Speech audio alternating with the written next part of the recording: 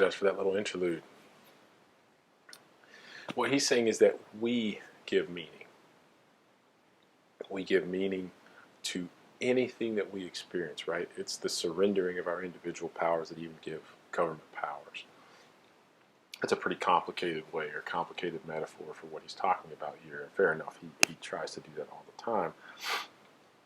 But the point here is that the meaning that we're getting, the question that we're asking, right? The question that we're asking in the second act has to do with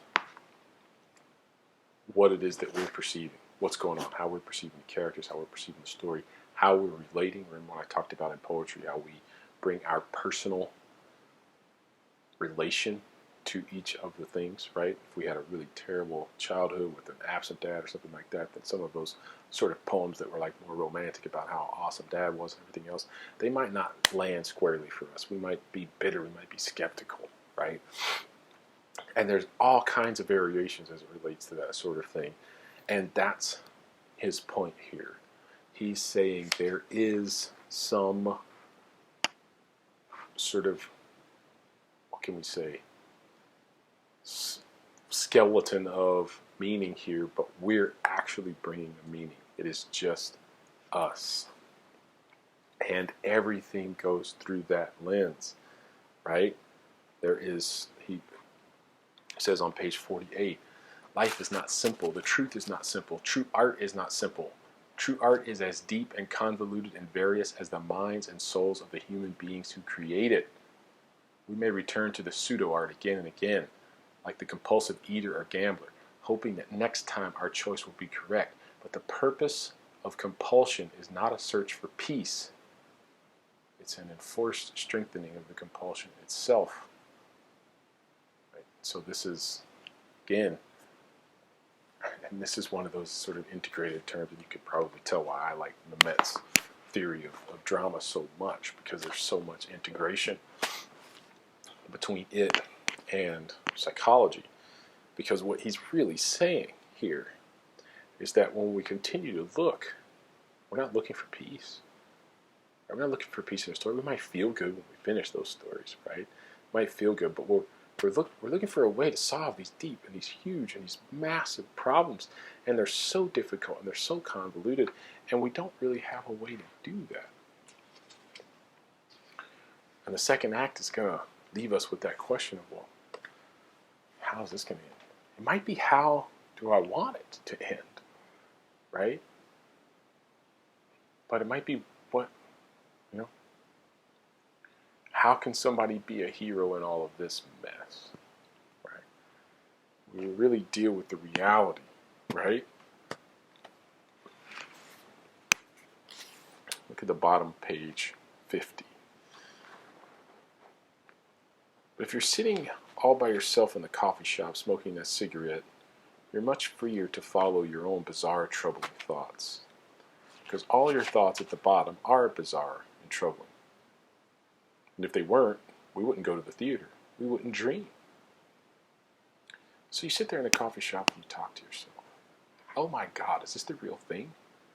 Has someone thought of this before? Am I insane? Is anybody going to like it?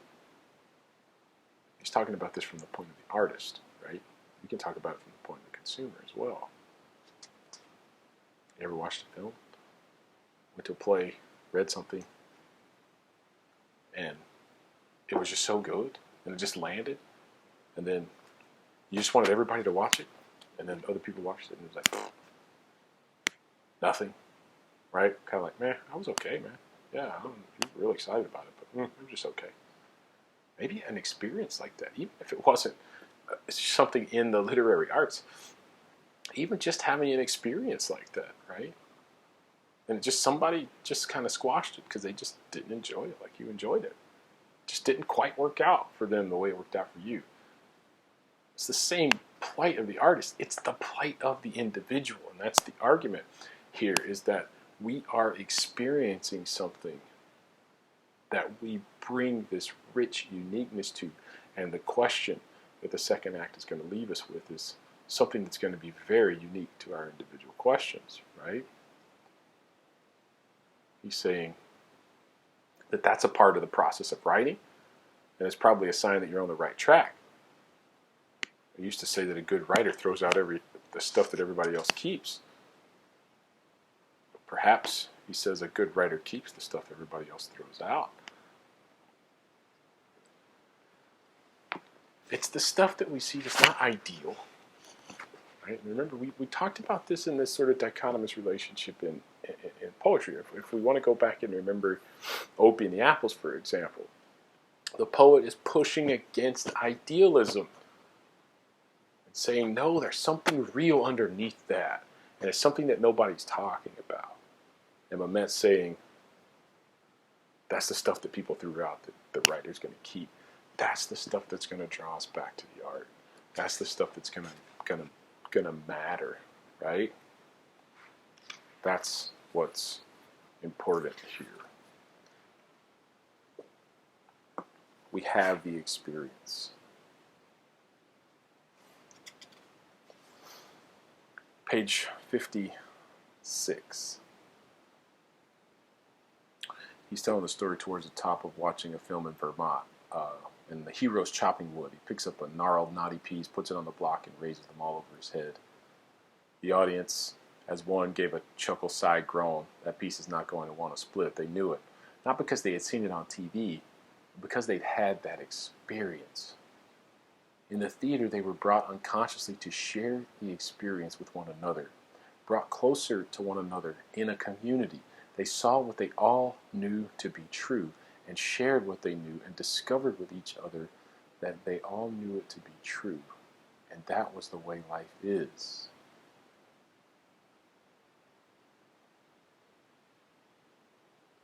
It's this idea that the second act is getting on. What truth is here? Right? It's that question. What truth is here? Right? So remember in the class, I've talked about literal truth, and so I'm not talking about literal truth here. I'm talking about this idea of metaphorical truth. I act as though something is true. My life is better for it. Right? And so think of the axe man chopping wood. And think of failing at chopping wood, right? And everybody that was watching it thought the same thing. Hey, we knew that was going to happen because that's how life is. That's what Mamet's saying, right? We knew it because that's how life is, because it was true. There was something distinctly relatable about that. But now let's just use that as a metaphor for the thing that we attempt, whatever that is, and we fail. What do I do with that? Do I swing the axe again? Do I give up and say, no, it's too tough? Do I try another tool or get a stronger tool?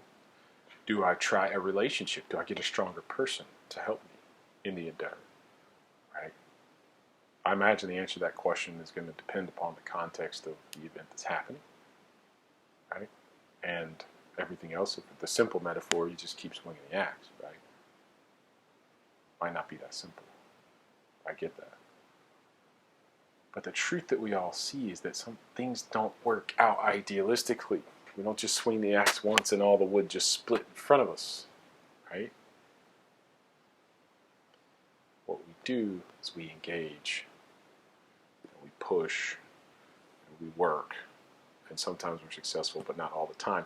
And if we have an image of life that is somehow suggesting otherwise, then it's probably a false image, or it's probably an idealistic image, and it's probably not one that can be manifested in many actual lives. And Mamet's saying that's the second act. The second act is asking that question, what truth is here? Right? That curtain goes up, everybody's interested, everybody can connect, we can sort of see all the perspectives, we like all the characters, or we don't like them, we have some emotional, sort of engagement in some way or whatever else, and they've got us and they don't even have to do anything, he says. But in the second act, what truth is here? And for us to hang around, for the audience to hang around, there has to be the belief that there is a truth here. And the truth that we're talking about here is not the truth It's not the truth of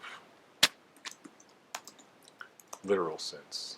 It's the metaphorical truth that we've been talking about in the class. So that's the second act. I will post the third act hopefully on Monday. And we'll have another writing assignment associated with this one and with that last one. And then we'll move on to our first play. Good luck. Please don't hesitate to email or call with concerns as it relates to this semester.